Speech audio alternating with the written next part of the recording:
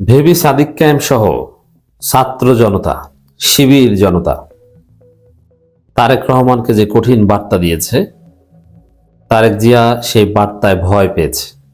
তিনি অবশেষে সঠিক লাইনে আসলেন, বাধ্য হলেন। তবে হ্যাঁ, তারেক রহমানের এই সঠিক লাইনে আসাটা সাদিক ক্যাম্পরা আঙ্গুল বাঁকা করে তারেককে লাইনে এনেছে। টাইম ম্যাগাজিনের ভাষায় বকে যাওয়া পুত্র তারেক রহমান খাম্বা, তিনি inter pass, university drop out এই শব্দ ব্যবহার করেছে টাইম ম্যাগাজিন, আমি পড়লাম। তো এই তারেক জিয়াকে কিভাবে সাইজ করতে হয়, কিভাবে লাইনে আনতে হয়, এটা সাদিক ক্যাম্পরা ভালোভাবে জানেন। কারণ এই সাদিক ক্যাম্পরা শেখ হাসিনাকে লাথি দিয়ে দিল্লি পাঠিয়ে দিয়েছেন। তো সেখানে তারেক রহমানকে লাইনে আনা তো তাদের পক্ষে তেমন বড় কিছু না। তারেক রহমানকে তো লাথি দিয়ে কোথাও পাঠিয়ে দিতে চান না, তারেক রহমানকে লাইনে আনতে চান। সাদিক ক্যাম্পরা যেটা চান, জনগণ যাদেরকে ভোট দেবে তারা দেশটা চালাক, কিন্তু জুলাই সনদ অনুযায়ী চালাতে হবে, সংস্কার করতে হবে, 24কে ধারণ করতে হবে। সাদিক ক্যাম্পদের রাজনীতি মৌলিকত্ব এটা। হ্যাঁ, সাদিক ক্যাম্পরা দাঁড়িপাল্লার পক্ষে, ইটস ট্রু, বাট অন্য কাউকেও যদি জনগণ ভোট দেয় তারাও চালাক, কিন্তু তারা আওয়ামী স্টাইলে চালাবে, এটা আবার হতে দিবে না।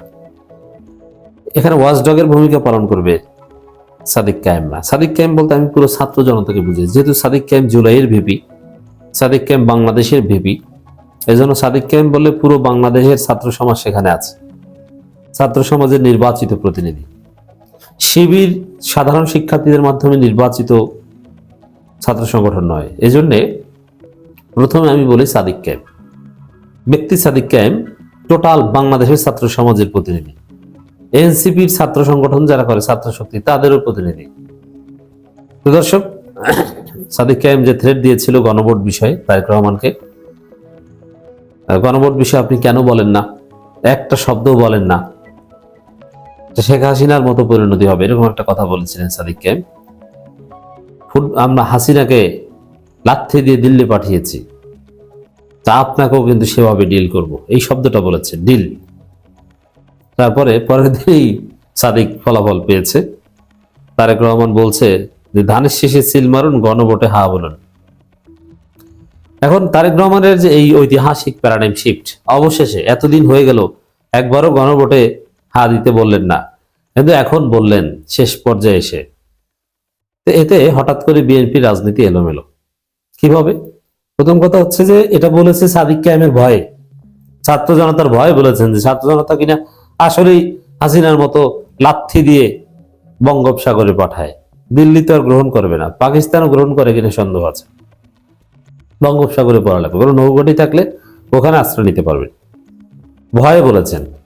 কিন্তু এই ভয়ে বলেও বিএনপিকে বিকায়দায় ফেলেছেন। কারণ এতদিন তারেক রহমান তার কর্মী বাহিনীর মাধ্যমে গ্রামে গঞ্জে গুজব ছড়িয়েছেন, গ্রামে গঞ্জে মানুষকে বুঝিয়েছেন যে গণভোটে হা দেয়া যাবে না, হা দিলে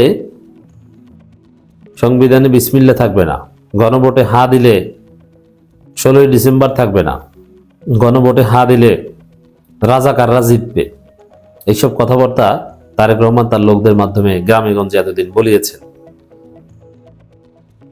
আপনার মিস্টার তারেক রহমান, আপনার গুরুত্বপূর্ণ নেতারা যেমন জয়নুল আবেদিন ফারুক, এরপরে কিশোরগঞ্জ অঞ্চলের গুরুত্বপূর্ণ নেতা, এরা সবাই গণভোটের নায়ের পক্ষে ক্যাম্পেইন করেছে। গণভোটের পক্ষে বিএনপি যেখানেই কথা বলেছে নায়ের পক্ষে বলেছে। এমনকি বিএনপির নারী কর্মীরাও গ্রামেগঞ্জে যে মহিলাদের যে ভোট চাইছে শেখাচ্ছে, সেখানে না দিতে বলছে, যে ফ্যামিলি কার্ড দিবে, ধানের শেষে ভোট দিবেন, আর গণভোটে না দিবেন।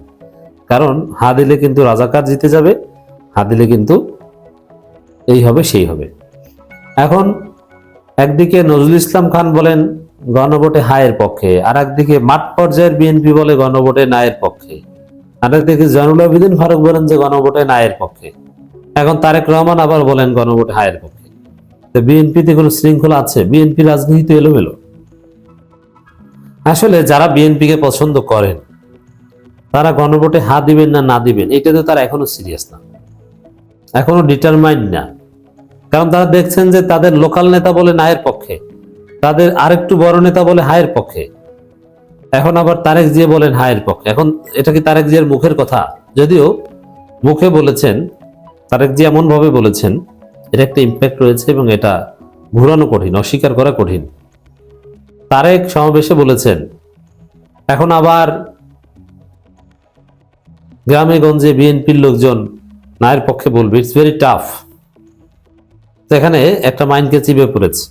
তবে এটার একটা ব্যাখ্যা হতে পারে যে ভয় পেয়েছেন যে ঠিক আছে, নির্বাচনে যদি আমরা জিতিও, মানে তারেক রহমান জিতেও প্রধানমন্ত্রী যদি হতেও পারেন, কিন্তু না যদি জিতে যায়, জুলাই সনদকে যদি ওভারলুক করার চেষ্টা করি, তাহলে আমি তারেক সাদিক ক্যাম্পদের লাত্তি খাবো, একদম বঙ্গোপসাগরে পাঠিয়ে দিবে। অতএব তার চাইতে জুলাই সনদটা মেনে নিই, আয়ের পক্ষে থাকি, ছাত্র জনতা সুস্থ থাকুক, স্বাভাবিক থাকুক, দেখি আমি প্রধানমন্ত্রী হয়ে ঠিকঠাকভাবে চালাতে পারি কিনা।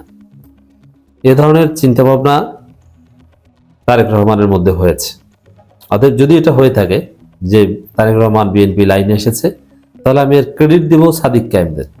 কারণ সাদিক ক্যাম্পরা থ্রেড দেওয়ার সাথে সাথে ফল হয়েছে। শুধু সাদিক ক্যাম্প না, জামাতের লোকজন দেখেন টক শোতে প্রশ্ন করতো, তারেক রহমান এত কথা বলেন, আমিরে জামাত নিয়মিত হা ভোটের পক্ষে প্রচারণা চালান, কই তারেক রহমান বিএনপি তো হা ভোটের পক্ষে একটা কথা বলেন না, কেন বলেন না?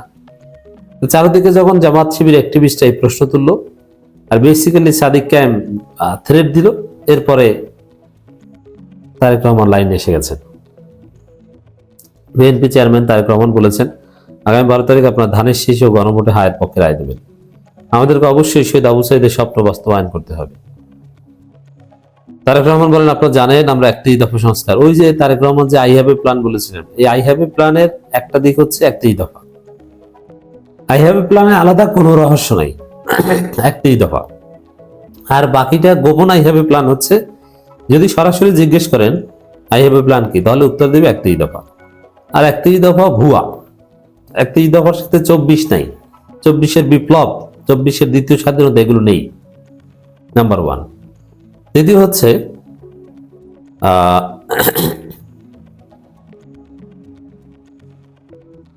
আই হ্যাভ এ প্ল্যানের গোপন রূপ হচ্ছে নারীদের হেনস্থা করো, নারীদের উপর হামলা করো, এই করো সেই করো।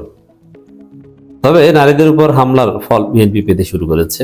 বিভিন্ন জায়গায় বিএনপির সন্ত্রাসীদেরকে যৌথ বাহিনী অ্যারেস্ট করছে, বিএনপি সন্ত্রাসীরা অ্যারেস্ট হচ্ছে এবং হবে, এবং এটা বন্ধ হয়ে যাবে। আর যতটুকু হামলা করেছে তার বিচার তাদেরকে ভোগ করতে হবে। এখানে সংস্কারের কথা বলছে, তার মধ্যে আবার 31 দফা ঢুকিয়ে দিয়েছে, এটা হাবিজাবি কথা। রংপুরের তেমন সাড়া পাননি, কারণ রংপুর জামাতের ঘাঁটি, চরমনাইয়ের ভোট আছে ভালো। তবে ছোট্ট একটা জায়গায় খুব সুন্দরভাবে ছবি তুলতে পেরেছেন, যার মাধ্যমে বোঝানো গেছে যে বিপুল সংখ্যক লোক। দর্শক, তারেক রহমান লাইনে এসেছে, সাদিককে আমরা আঙ্গুল বাঁকা করে যে তারেককে সোজা করতে পারেন, দেখলেন তো।